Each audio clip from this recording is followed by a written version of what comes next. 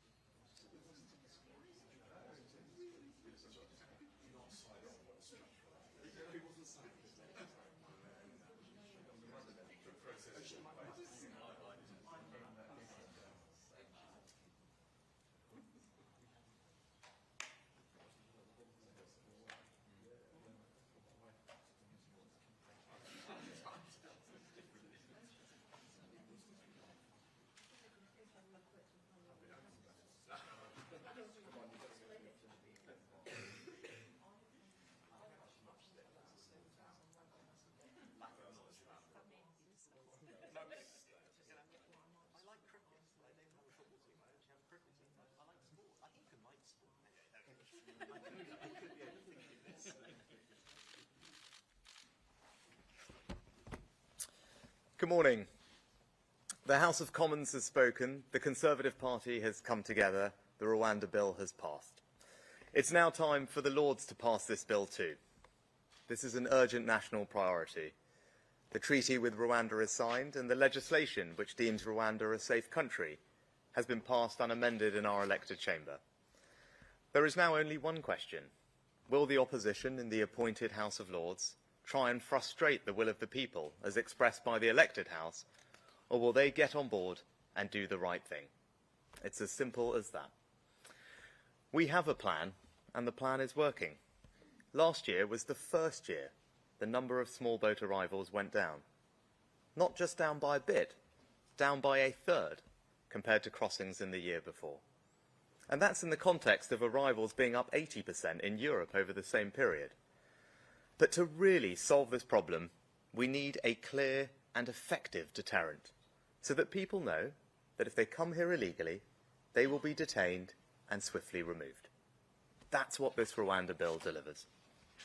With all their efforts to block this bill, the Labour Party have shown that they simply don't get it. Their priority is not stopping the boats, but stopping the planes removing people who have no right to be here. They may talk the talk, but they have no plan. If they were in charge, there would be no treaty, no bill. 12 months of progress would be squandered. It would take us back to square one. And I can tell you this for certain, small boat arrivals would go back up. It would mean giving a green light to criminal gangs of people smugglers, that they can keep their deplorable, illegal trade going. It would mean spending millions more every day housing illegal migrants in hotels in our communities. And it would mean more people are likely to lose their lives by tragically drowning in the Channel. That's the consequence of having no plan. That's why we have to stick to our plan. That's why the House of Lords must pass this bill. It's time to take back control of our borders and defeat the people smugglers. It's time to restore people's trust that the system is fair. We are making progress to stop the boats, but now it's past time to start the flights. Thank you. Shall we turn to some questions from the media? Can we start with the BBC? Thank you, Prime Minister. Chris Mason from BBC News. The story of the last year is one of you trying everything to improve your political fortunes, being the agent of change, being the face of continuity, and the polls suggest that nothing has worked. Given that your party is continuing to take lumps out of each other, and indeed lumps out of you, Is it time for you to say to them explicitly to put a sock in it? Well, the Conservative Party last night demonstrated that they're completely united in wanting to stop the boats. And this bill passed with an overwhelming majority in Parliament. But more broadly, last year was difficult. It's difficult for the country. We're still recovering from the impacts of COVID, the legacy of backlogs in our public services, also the impact of the war in Ukraine on people's bills. But at the start of this year, we are pointing in the right direction, and we have made progress. And that's why we've got to stick to the plan, because that's how we'll deliver the long-term change that the country needs. That's how we'll build a brighter future for our children and renewed pride in our country. And the plan is working. And you can just look at what's happened on inflation, for example. We set out a clear plan. We've delivered on that plan. And because inflation has been halved from 11% to 4%, we're now able to cut people's taxes. So just the other week, a significant tax cut for tens of millions of people in work, worth £450 for someone on £35,000. So that shows that the plan is working. And if we stick to the plan, we can deliver that positive change for the country. That the alternative is that we just go back to square one, because that's all the Labour Party are offering. Keir Starmer hasn't said what he would do differently. He's had 4 years to set out a plan, and he hasn't, and that won't make anything better. And that's why our plan is the right one, and we're going to keep on it and deliver for the country. Next, I turn to ITV. Prime Minister Robert Heston.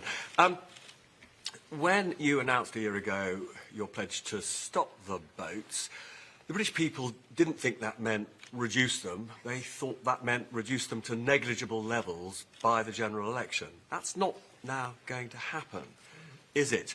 And then overnight we've seen more strikes on Houthi missile sites by America. How worried are you that the conflict in the Middle East is widening and deepening? Thank you, Robert. The British people will obviously judge the progress we're making, but I'm actually proud of the progress that we've made tackling this issue. I always said, when I made that first speech, I think you were there, I said, look, this is a difficult problem. Right? It's not going to be solved overnight. There's not one single silver bullet that will fix it. But I'm a Prime Minister who wants to take on the biggest challenges that we face as a country, even if they are difficult, even if they will take time to fix, because that's what leadership is about. I'm not going to take the easy way out. And if you look at our track record, for the first time, the number of small boat arrivals into this country went down. It went down by over a third last year. That didn't happen by accident. It happened because we put a lot of work in and we made a lot of decisions. We've increased the number of illegal enforcement raids by 70%. We're starting to close the bank accounts of 7,000 people who shouldn't be here. We returned 20,000 people back to their own countries last year. We created new deals with France, with Turkey, to smash the gangs upstream. And all of that has meant that we can reduce the numbers and that we can show that we're making progress on this issue. But I'm also clear that the only long-term solution to this problem is to have a deterrent. And that's why the Rwanda scheme is so important. We know that deterrence works because we've implemented it with Albania. Our new deal with Albania means that if you come here illegally from there, you will be returned. We returned over 5,000 people last year, and what do you know? The numbers coming from Albania dropped by 90%. And that's what Rwanda will allow us to do more broadly, and that's why it's so important that we pass this bill. So, look, I believe we have made progress on this issue, real progress. But I want to stick to the plan. That plan is working, as I've demonstrated, and if we stick to the plan, we'll be able to deliver the change that people want, which is proper security of our borders, an end to the unfairness of illegal migration, an end to spending millions of pounds on hotels. The alternative is that we go back to square one. Right? And that was clear yesterday, and you talked about the debate. The Labour Party have offered no alternative, no plan to tackle this problem. And actually worse than that, you know, when Keir Starmer has been asked about this, he's been asked about the Rwanda scheme specifically, and it's been put to him, even if it's working and reducing numbers, would you still scrap it? And he said yes. Right? So that's the choice. Right? Our plan that's working, stick with it, we can deliver the change, or you just go back to square one. And on your other question, just briefly on the Houthis, I want to try and take as many as I can. Look, as I said in Parliament earlier, the situation is concerning. The rise in attacks on commercial shipping is both illegal and causing enormous disruption to the global economy and putting innocent lives at risk. It was right that we took action to protect both interests and lives, and together with allies, we've been very clear in our condemnation of their behaviour, and will continue to urge them to desist from carrying out what are illegal attacks and putting innocent people's lives at risk. Next, can we go to Sky? Thank you, Beth Rigby. Thank you, Prime Minister. Prime Minister, you say that the party's united, you've won the vote, but several letters of no confidence in you have been submitted on the back of the events of last night. What is your message to those colleagues who look at this bill and think that you, with now trust-level poll ratings, are the wrong man for the job? I said, I'm interested in sticking with the plan that I set out to the British people, because that plan is working. Right? It is delivering real change, and if we stick with that plan, we'll be able to build a brighter future for everyone's families in this country, a renewed sense of pride in our nation, and the progress that we have made is demonstrable.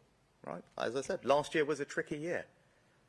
Recovering from the legacy of COVID, backlogs in our public services, the impact of the war in Ukraine on energy prices, but we are now pointing in the right direction. Progress is being made. We've now had 5 months where wages have been rising faster than prices.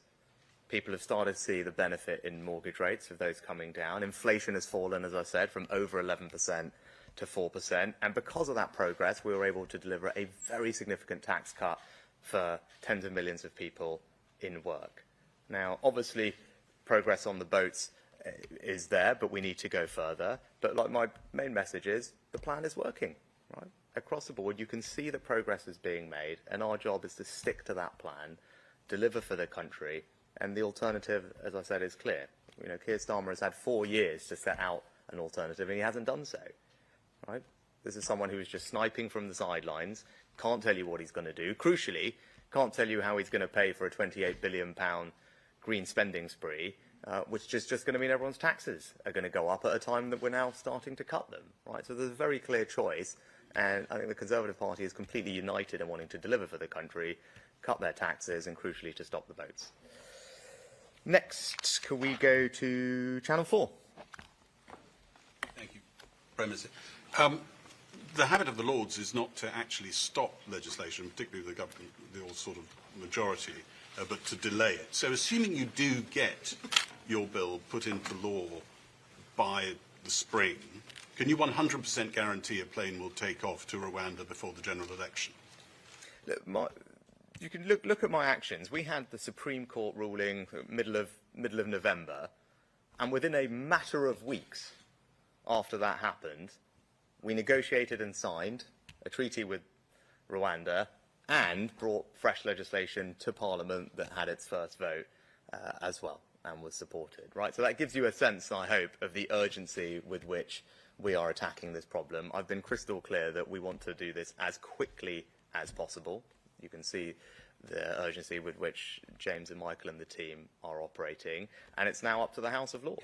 Right? I think the country has been very clear that this is a priority. We've been very clear that this is a priority for us, and Parliament, the elected Parliament, has also, with a very strong majority last night, supported this legislation. I think it's incumbent now on the House of Lords to recognise that, to pass this legislation unamended as quickly as possible so that we can then start getting flights up and running. And what I would say is, you know, we are not waiting for that moment. We are working hard already to do all the planning that would be required to get those flights off in preparation for that day. There's a lot that will go into that, but I want people to know that we have been working on it. We're intensifying the work on that because we are determined to start getting flights off so that we can implement this deterrent. And so my message to the House of Lords would be, look at the majority last night. They can see what a priority this is for the country. We are very confident this legislation is robust and compliant with all our obligations and will crucially do the job. And now we just need to get on with it. Next, Times. Mark Dakin from the Times.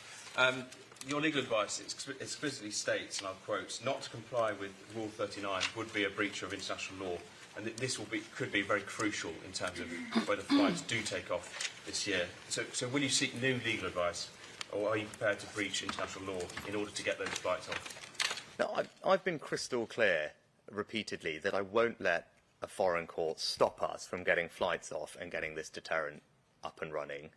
The bill specifically contains a power and makes it clear that ministers are the ones that make these decisions. Parliament has supported that. There's also, the bill makes expressly clear that the domestic courts should respect that decision. And very simply, we would not have that clause. I would not have put that clause in the bill if I was not prepared to use it. So look, if you're asking me, are there circumstances in which I will ignore Rule 39s, then the answer is clearly yes. It is important that we fix this problem.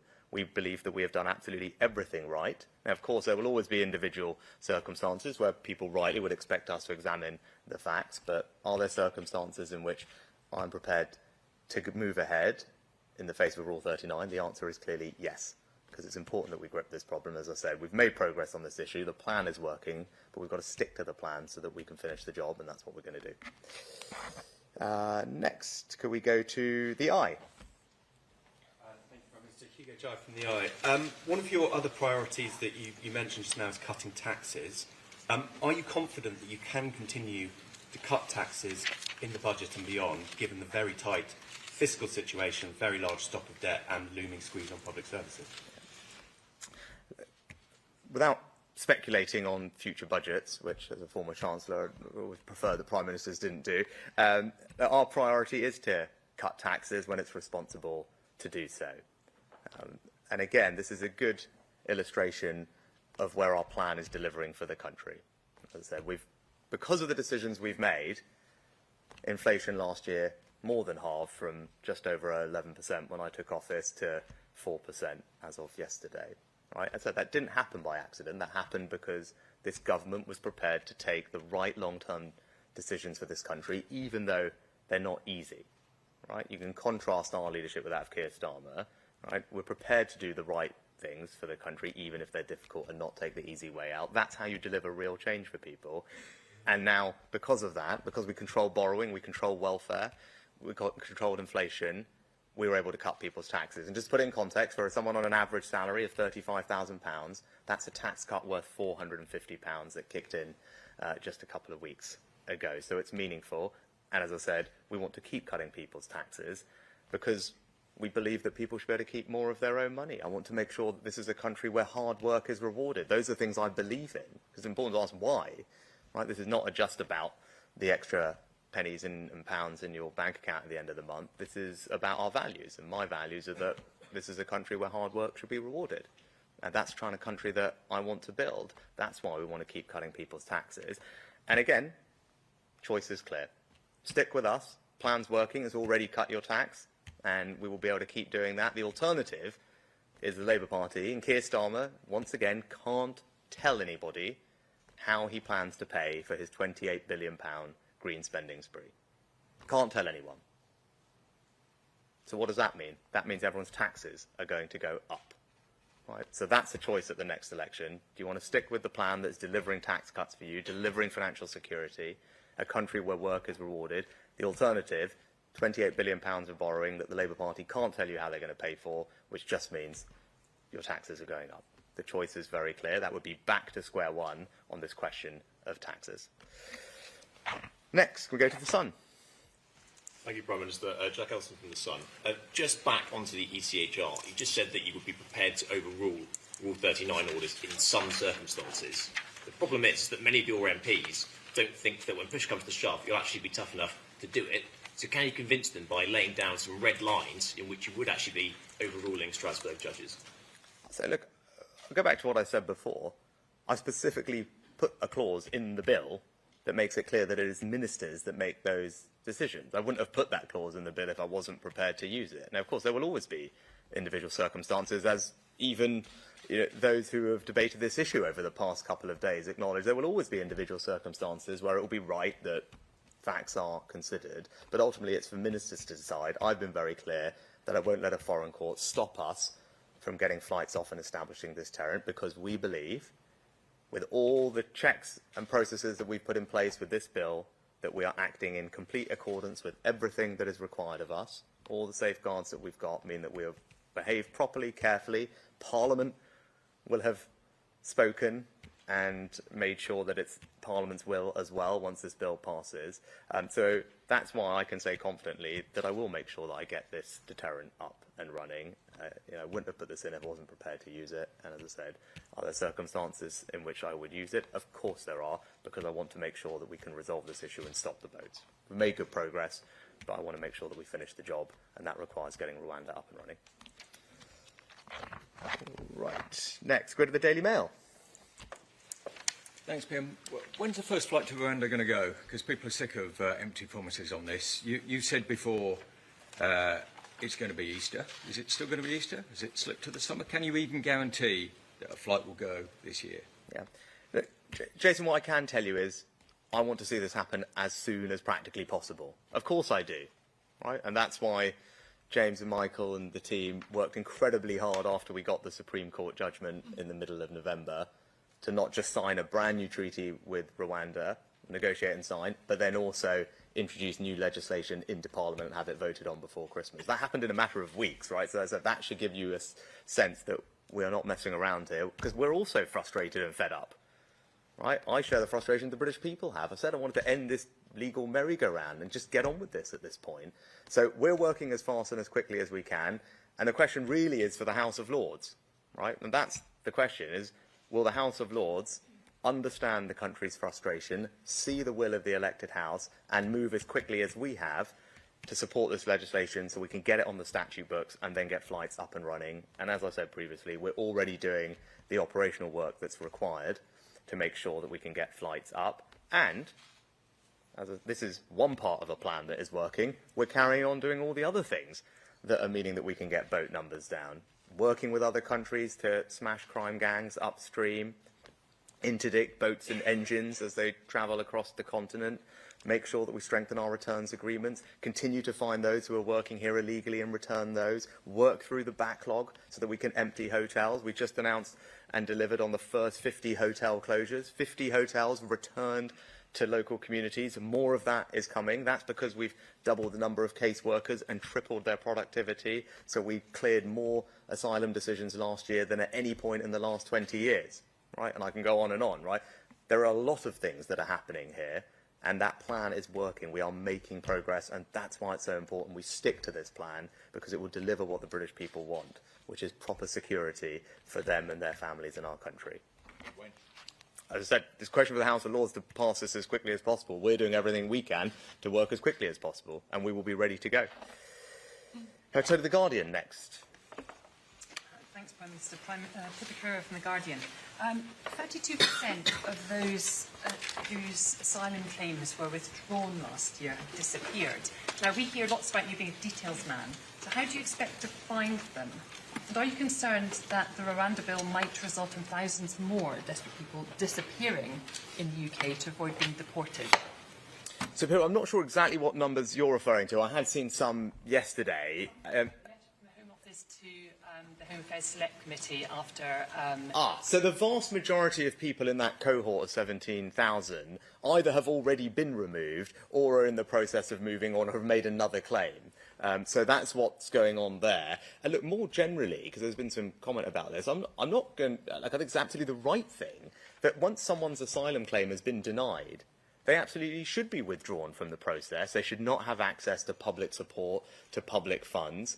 And if they are then at that point not reporting back to the Home Office as they're meant to, then immigration enforcement should absolutely do everything that they can to identify these people, detain them and send them back. And that's what we've done last year. So we had a 70% increase in illegal immigration enforcement raids, thousands of arrests, and we returned over 20,000 people. And I think that's what the British people would expect us to do. Like when people are in the process and ultimately their claim is denied, like very quickly, people would expect us to be able to identify them, find them, and where we can, return them. And that is exactly what we're doing. And I think that's the right thing to do. But again, doesn't happen by accident. It's because we have a plan. We put that plan in place and we worked hard to deliver it.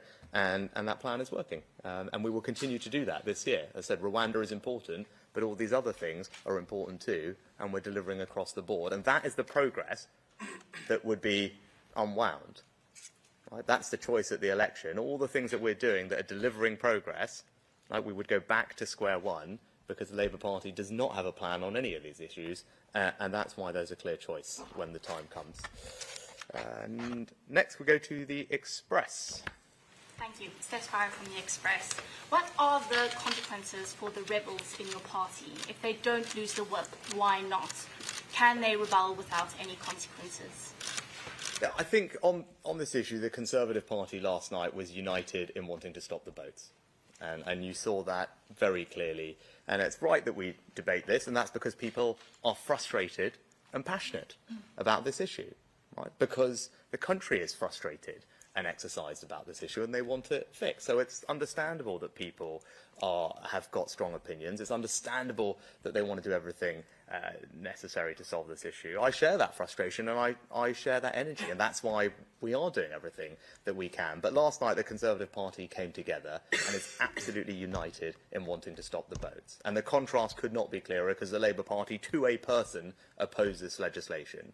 Right? So the question and the focus now has got to be on our plan, which is already delivering. We are already making progress, with the numbers down last year by over a third, or what the Labour Party are saying, where there is absolutely no plan, would take us back to square one. And that's worse, because I don't actually believe Keir Starmer wants to resolve this issue. As I said, when he was asked if he would stick with the Rwanda scheme, even when it was up and running and working, he said he would still scrap it.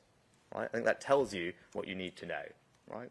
This is someone who says, oh, he's interested in smashing the gangs. But then the question I still haven't had an answer to is, why then does Labour Party vote against the powers in our previous act, which have allowed us to arrest 873 criminals and people smugglers who have now been sentenced to over 350 years in jail? Right? Those are new powers that we passed to smash the gangs, that are leading to people being taken off the streets and put in jail, which all contributes to a deterrent effect. But the Labour Party voted against that. So Keir Starmer will say one thing and do another thing, right? And that is symptomatic of his overall approach to leadership, right? This is an election year, and the choice of that election is going to be clear, right? We have got a plan. That plan is working. If we stick with it, we can deliver a brighter future for the country, renewed pride in our country, and the alternative is that we go back to square one, because he can't tell you what he's going to do, because he doesn't have a plan. We've got time for one last one, LBC. Hello, Natasha Clark, LBC. Thank you, Prime Minister. Rwanda has said that they are willing to pay back some of the money that we gave them if no one has flown there. Can you promise that you will fight to get every penny of taxpayers' money back if no flights go off to Rwanda? Natasha, I'm fighting every day to get the flights off to Rwanda.